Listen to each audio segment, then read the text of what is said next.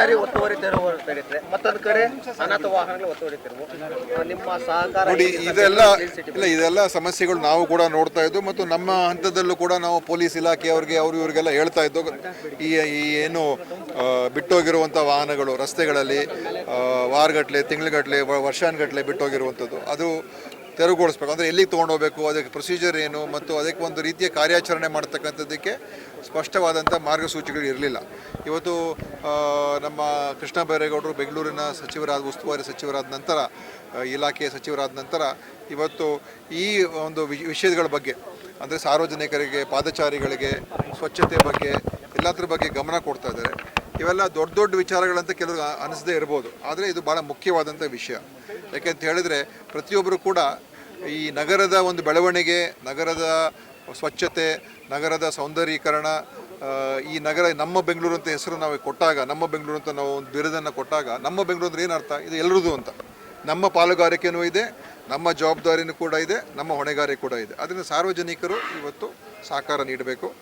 ಆ ದೃಷ್ಟಿಯಿಂದ ಇವತ್ತು ಈ ಏನು ಬಿಡಾಡಿ ವಾಹನಗಳಿದೆ ಅದನ್ನು ರಸ್ತೆಗಳಿಂದ ಯಾರೂ ಬರ್ದೇನೆ ಹೋದರೆ ಅದನ್ನು ಅಲ್ಲಿಂದ ತೆರವುಗೊಳಿಸಿ ಸ್ಥಳಾಂತರ ಮಾಡಿ ನಂತರ ಅದನ್ನು ಕಾನೂನು ಪ್ರಕಾರ ಹರಾಜು ಮಾಡ್ತಕ್ಕಂಥ ಒಂದು ಕೆಲಸ.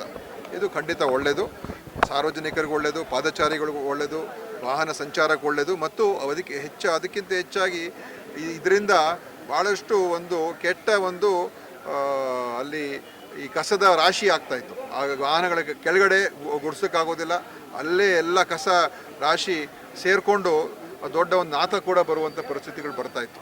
ಆದ್ದರಿಂದ ಇದೆಲ್ಲ ಕೂಡ ಒಂದು ನಗರದ ಹಿತದೃಷ್ಟಿಯಿಂದ ನಮ್ಮ ಸರ್ಕಾರ ಇವತ್ತು ಸನ್ಮಾನ್ಯ ಶಿವಕುಮಾರ್ ಅವರ ನೇತೃತ್ವದಲ್ಲಿ ಮಾಡ್ತಾ ಇದೆ.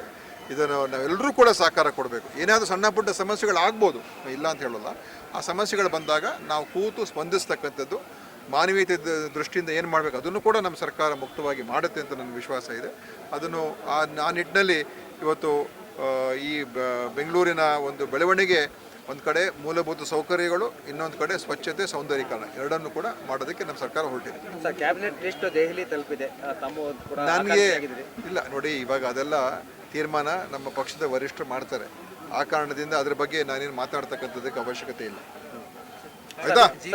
ಚುನಾವಣೆಗೆ ಯಾವ ರೀತಿಯಾಗಿ ಸರ್ಕಾರ ನೋಡಿ, GBA ಚುನಾವಣೆ ನಾವು ಆಗಸ್ಟ್ 31ನೇ ತಾರೀಕು ಒಳಗಡೆ ಮಾಡಬೇಕು ಅಂತಲೇ ಇತ್ತು. ಆದರೆ ಇವತ್ತು SIR ಪ್ರಕ್ರಿಯೆಯಲ್ಲಿ ಎಲ್ಲ ನಮ್ಮ ಅಧಿಕಾರಿಗಳು ಮತ್ತು ರಾಜಕೀಯ ಪಕ್ಷಗಳ ಕಾರ್ಯಕರ್ತರು ಕೂಡ ಬಹಳ ನಮ್ಮವರು ಪ್ರತಿಯೊಂದು ಬೂತ್ನಲ್ಲೂ ಕೂಡ ನಮ್ಮ ಕಾರ್ಯಕರ್ತರು ಕೆಲಸ ಮಾಡ್ತಾ ಇದ್ದಾರೆ. ಈ ಮಧ್ಯದಲ್ಲಿ ಚುನಾವಣೆ ಮಾಡೋದಕ್ಕೆ ಸಾಧ್ಯ ಇಲ್ಲ ಅಂತ ಹೇಳಿ ಈ ಸಮಸ್ಯೆ ಬಂದಾಗ ಸರ್ವೋಚ್ಚ ನ್ಯಾಯಾಲಯಕ್ಕೆ ನಮ್ಮ ಸರ್ಕಾರದಿಂದ ವಕೀಲರು ಕೂಡ ಹೋಗಿ ಅವರು ಕೂಡ ಪ್ರಸ್ತಾಪ ಮಾಡಿದ್ದಾರೆ, ಪ್ರಸ್ತಾವನೆ ಸಲ್ಲಿಸಿದ್ದಾರೆ. ಆದ್ದರಿಂದ ಇವತ್ತು ಅದನ್ನು ಅವ್ರ ಮಾನ್ಯತೆ ಕೊಟ್ಟು ಇವತ್ತು, ಯಾಕಂದರೆ ಇದು ಸಹಜವಾದಂಥ ಒಂದು ಸಮಸ್ಯೆ, ಇದು ಈ SIR ಇಂದ ಬಂದಿರುವಂಥದ್ದು, ಅದಕ್ಕೆ ಟೈಮ್ ಕೊಟ್ಟಿದ್ದಾರೆ. ಖಂಡಿತ ಇದಕ್ಕಿಂತ ಮುಂದೆ ಹೋಗುವಂಥ ಪ್ರಶ್ನೆ ಬರೋಲ್ಲ. ಡಿಸೆಂಬರ್ 31ನೇ ತಾರೀಕು ಒಳಗೆ ಖಂಡಿತವಾಗಿಯೂ ಚುನಾವಣೆ ಆಗುತ್ತೆ ಮತ್ತು ನಗರ ಪಾಲಿಕೆ ಚುನಾವಣೆಗಳು ನಡೀತದೆ.